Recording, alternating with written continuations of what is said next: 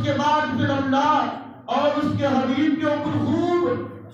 درود و سلام بھیجا کریں یا رسول اللہ۔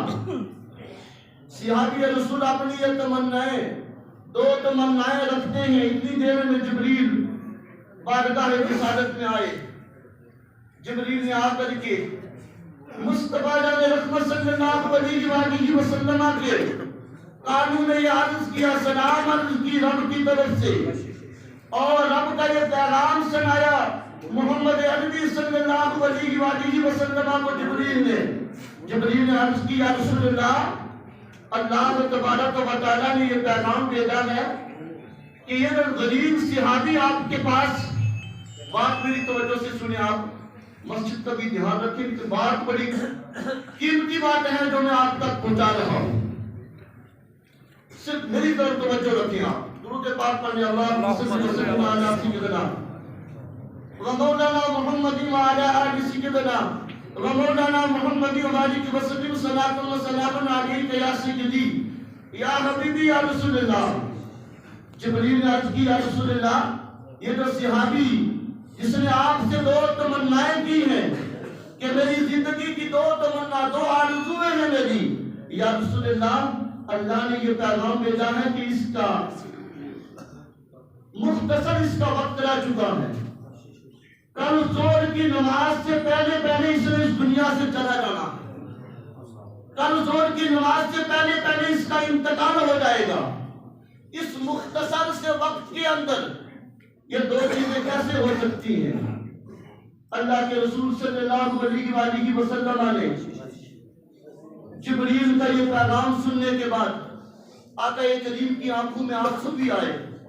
کہ اتنا مختصر ایک دن کا ٹائم ہے،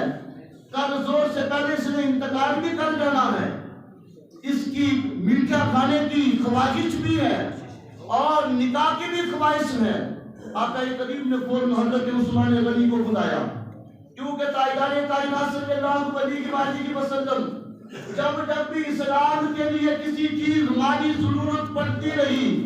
اللہ کے رسول صلی اللہ علیہ وسلم نے فوراً اپنے عثمان غنی کو طلب کیا اور عثمان سے عرض کیا، محمد عربی نے، کہ میرے عثمان، فلاں چیز اسلام کے لیے ضرورت ہے، فلاں جگہ جہاد کے لیے چلنا ہے، فلاں مارکے میں چلنا ہے،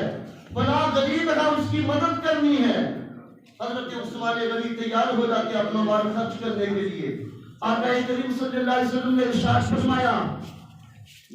میرے عثمان، یہ میرا صحابی ہے، یہ میرا غلام ہے، اس کی ایک تمنا ہے حلوہ کھانے کی، میٹھا کھانے کی۔ میرے عثمان، کیونکہ یہ جو جبریل جو پیغام لائے تھے، یہ جبریل نام کے تھے، جو اللہ کے رسول کو پتا تھا اور رب تبارک و تعالیٰ کا پتا تھا۔ صحابی کو کوئی پتا نہیں تھا کہ میری کتنی زندگی ہے، میں نے کتنا جینا ہے ابھی، یہ تو خالی اللہ کے رسول کو اور جبریل کو پتا تھا۔ آقا کریم جلدی کر رہے تھے کہ اس کو حلوہ مل جائے۔ عثمان غنی سے فرمایا، عثمان، ایسا حلوہ تیار کر کے لاؤ، ایسا حلوہ تیار کرو، ایسا حلوہ تیار کرو کہ جو اس سے پہلے کبھی تیار نہ کیا ہو، وہ میرے اس صحابی کی خواہش ہے، اس کو میٹھا کھلانا۔ حضرت عثمان غنی چلے جاتے ہیں، جا کر کے میٹھا تیار کرتے ہیں، حلوہ تیار کرتے ہیں۔ ادھر اللہ کے رسول صلی اللہ علیہ وسلم نے ارشاد فرمایا، میرے صحابی، دوسری کیا تمنا ہے؟ عرض کی، یا رسول اللہ، نکاح کی تمنا ہے۔ میرے آقا نے ارشاد فرمایا، کہیں بتا سکتے ہو کوئی لڑکی جہاں تمہارا دل چاہتا ہو اور نکاح نہ ہوتا ہو وہاں پر؟ عرض کی، یا رسول اللہ، ہاں، میرے چچا کی ایک لڑکی ہے، میں نکاح کرنا چاہتا ہوں، لیکن غربت کی وجہ سے، مفلسی کی وجہ سے اور شکل و صورت نہ ہونے کی وجہ سے ان کا انکار ہے اس کے اوپر۔ آقا کریم صلی اللہ علیہ وسلم نے ارشاد فرمایا، اپنے اس غلام کی اس بات کو سن کر کے اللہ کے رسول نے اس لڑکی کے باپ کو طلب کیا اپنی بارگاہ کے اندر۔ وہ شخص چل کر کے آئے، وہ بھی آپ کے صحابی تھے، آ کر کے عرض کی یا رسول اللہ حکم فرمائے۔ میرے اور آپ کے آقا نے ارشاد فرمایا ہم نے آپ کی بیٹی کا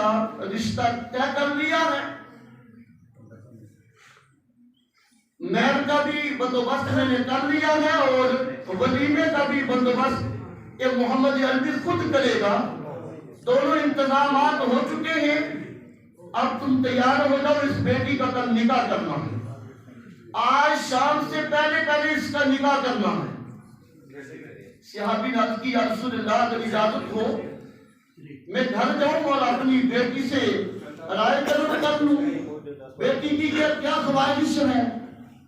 شاید بیٹی انکار نہ کر دے۔ آقا کریم صلی اللہ علیہ وسلم نے ارشاد فرمایا جاؤ جا کر کے پوچھ لو۔ جب صحابی گھر پہنچے، اپنی بیٹی اپنی بیوی کو سب کچھ سنایا، سنانے کے بعد بیوی نے اپنی بیٹی سے پوچھا کہ بیٹی تمہارا رشتہ جو ہے وہ محمد عربی صلی اللہ علیہ وسلم نے فلاں چچا زاد تیرے بھائی کے ساتھ تیرا طے کر دیا ہے اور آج شام کو تیرا نکاح ہونا ہے۔ اللہ اکبر، لڑکی کی آنکھوں میں آنسو جاری ہو گئے۔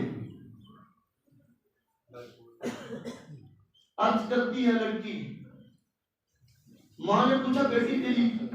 تو اس کے اوپر راضی ہے؟ عرض کی امی جان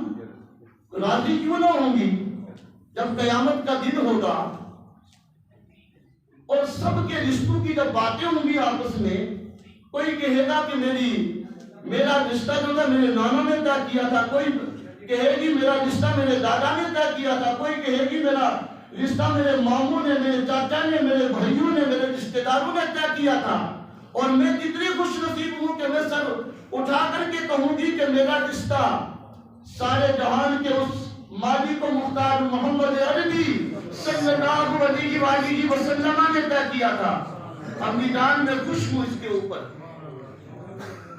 نکاح کی تیاری ہو گئی، نکاح ہو گیا، ادھر عثمان غنی حلوہ لے کر کے بھی بارگاہ رسالت میں حاضر ہو گئے، نکاح ہوا شام کو،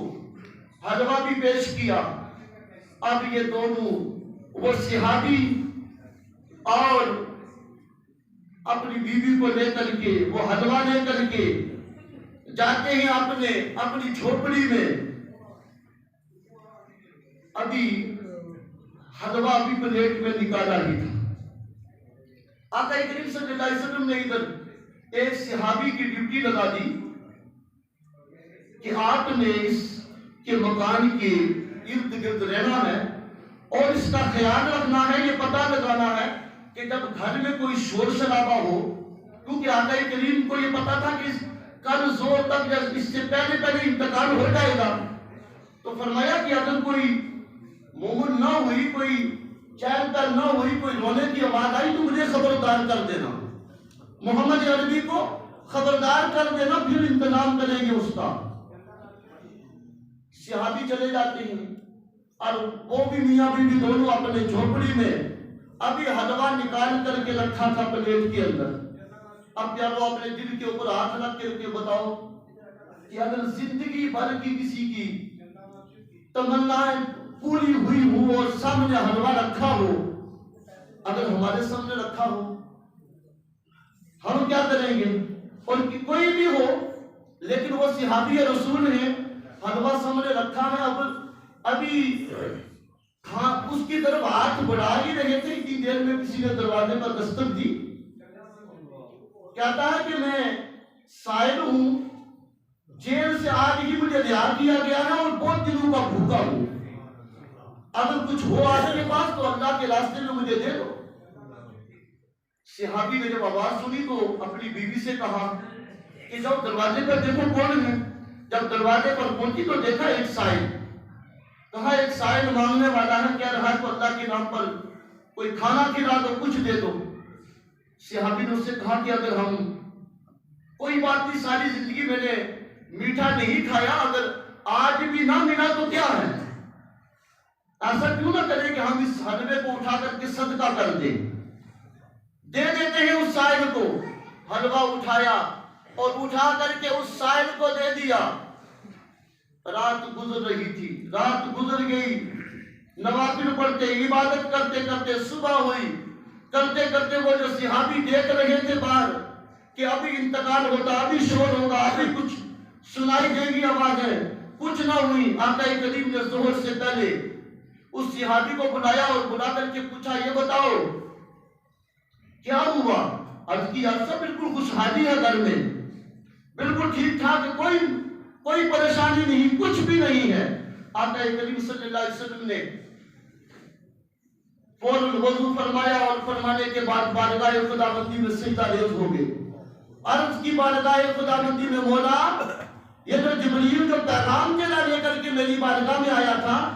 یہ سچ تھا یا جھوٹ تھا؟ تو رب تبارک و تعالیٰ نے فرمایا، میرے محمد، جبریل جو پیغام لے کر کے آیا تھا وہ پیغام میں نے بھیجا تھا، بالکل اس کا آج وقت تھا اس کے انتقال کا،